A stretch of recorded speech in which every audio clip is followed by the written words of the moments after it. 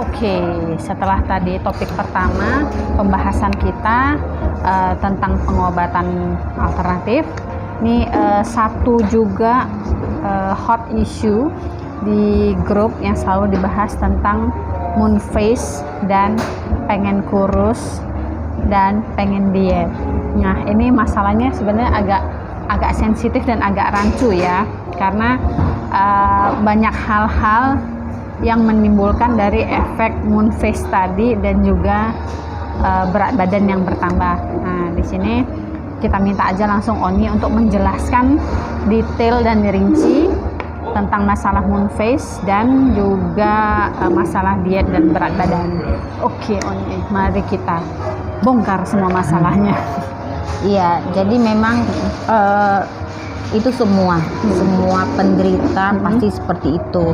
Ketika sudah minum steroid, otomatis kan moon phase ya. Nah, pasti itu semua stresnya di situ. Perubahan bentuk fisik pasti berubah total dari wajahnya tirus jadi moon phase. Jadi gembong. Mungkin teman-teman ada yang belum tahu moon phase itu, jadi mukanya bulat seperti bulan purnama gitu. Bulat, nggak ada berbentuk lah, bulat semuanya. Bulat gitu, jadi kayak sembab gitu ya. Iya, jadi semua orang pasti seperti itu gitu ya. Apalagi terkena kalau yang steroidnya tinggi, tinggi miligramnya. Nah, itu Oni rasakan pada saat dulu itu seperti itu. Oni dulu sampai berapa mili?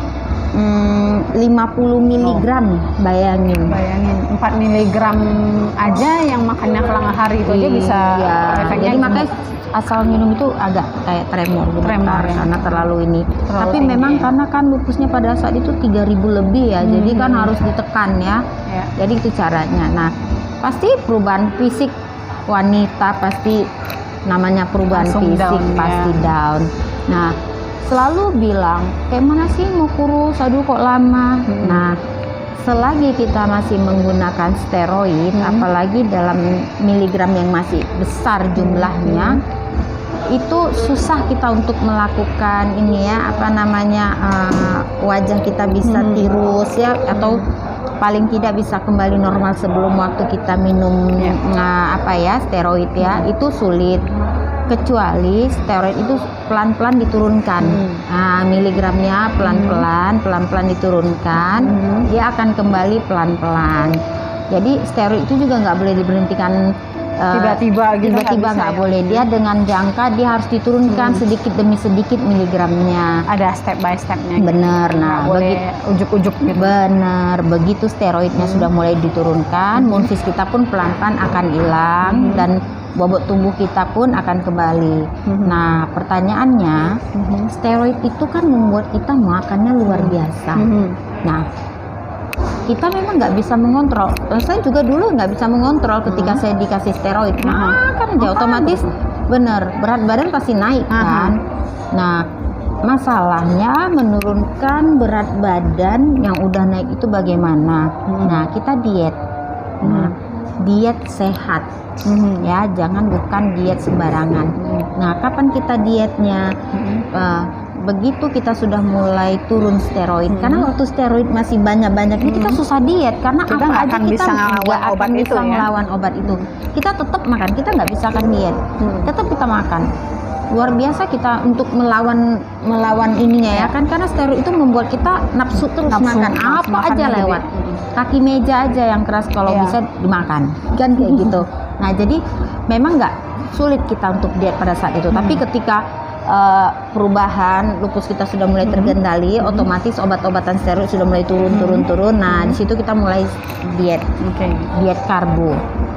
Nah, bagaimana diet karbo gitu kan? Nah, atau kita nggak makan nasi sama sekali. Nah, pertanyaan begini, ada orang bisa tanpa nasi. Nah, ada orang nggak bisa tanpa nasi. Nah, sekarang diet itu tergantung dalam tubuh masing-masing. Lihat kondisi tubuh. Ada orang tanpa makan nasi dia bisa, yang penting dia ada sayur, ada ikan ya, lauk pauknya itu ada buah, dia bisa.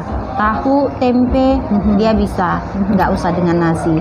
Ada orang nggak bisa tanpa nasi. Nah, kalau ada orang yang diet tidak bisa tanpa nasi, nasinya dikurangin. Nah, kalau memang benar-benar kita mau kembalikan bobot tubuh kita, nasi itu saran saya satu dia kalau kita nggak bisa langsung, kadang kan orang kalau mau langsung diet itu sulit. Nah, gini, misalnya dia satu hari 3 kali, satu hari dia 3 kali konsumsi nasi, pagi, siang, malam katakan. Nah, untuk tahap permulaan buat 2 kali. Nah, dikurang pelan-pelan. Nanti sudah mulai kita terbiasa, kurangin lagi. Jadi 1 hari sekali, jangan langsung karena takutnya tubuh tidak bisa proses. Iya, jadi nah ketika kita sudah 1 hari sekali nasi, dengan catatan kan udah sekali nasi nih masih 1 piring, dikurangin lagi nasinya 1 piring jadi setengah piring gitu, sampai kita bisa mendapatkan porsi nasi itu 1 sendok nasi. 1 sendok nasi berarti bisa dikatakan 5 sendok makan. Nah, 1 hari. Tapi ingat, banyakkan dia di proteinnya juga harus ya kayak ikan, daging, sayur, buah ya. Nah, kalau penderita yang ada dengan ginjal, nah dietnya lain lagi. Tidak bisa terlalu banyak memakan protein, kayak ikan, daging ya. Ayam itu kita nggak boleh banyak makan. Jadi kita bisa. Kalau nasi gimana nih? Kalau untuk yang ada ginjal? Boleh makan nasi, boleh juga tidak, tergantung kan semua tergantung orangnya gitu ya.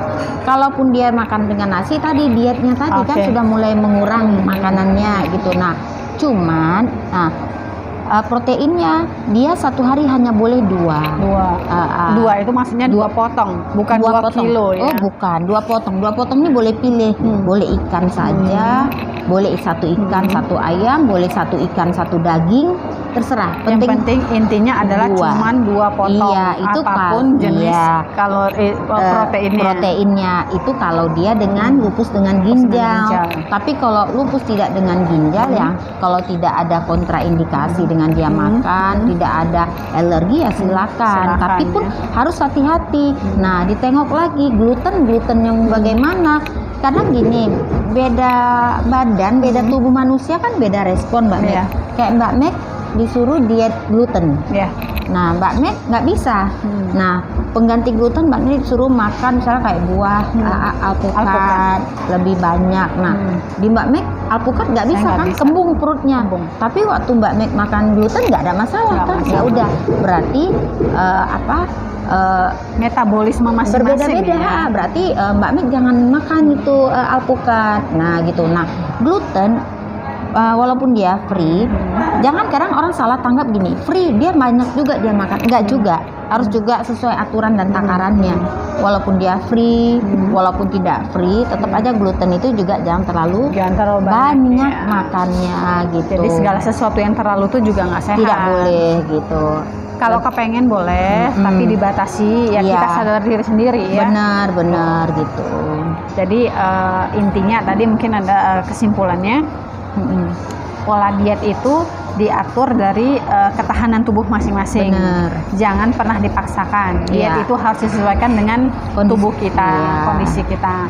Terus yang kedua, pilihlah pola diet dan menu diet yang sesuai juga dengan kebutuhan tubuh kita.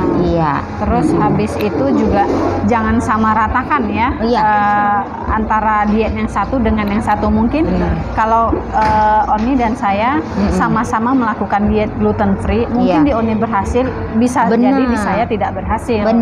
Jadi menu diet itu kan ada macam-macam. Pilihlah yang sesuai kebutuhan dalam tubuh kita. Dan jangan pernah dipaksa ya Oni. Jangan. Kalau misalnya kira-kira mencoba menu diet yang ini atau sistem diet yang ini tidak cocok, berhentikan, cari menu diet lain yang akhirnya paling pas untuk kita dan tidak memaksakan diri. Tuh, ada lagi Oni? Itu aja. Yang penting diet itu harus sesuai dengan kebutuhan. Jangan suka-suka hati asal kita mau. Dan diet itu kondisinya. Bukan nggak makan ya.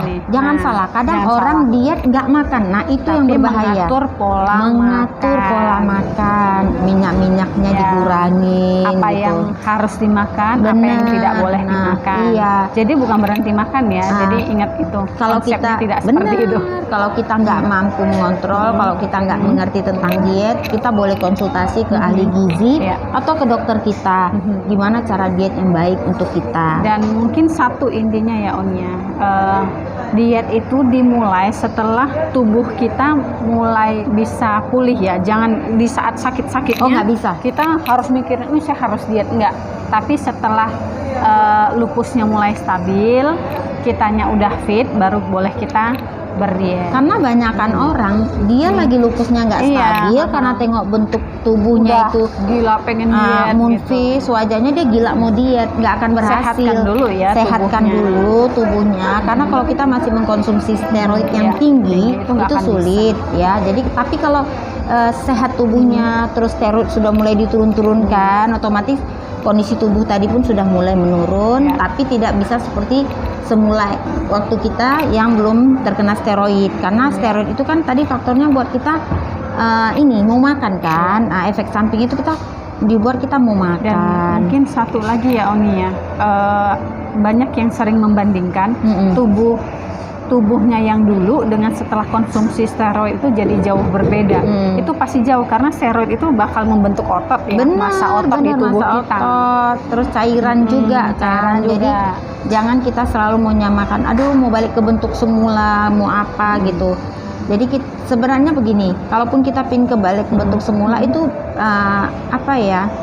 Perlu ekstra, Iya. lebih ekstra lagi untuk mungkin dengan kita berolahraga, dengan kita yoga atau tai chi, mungkin dengan kita treadmill. Iya.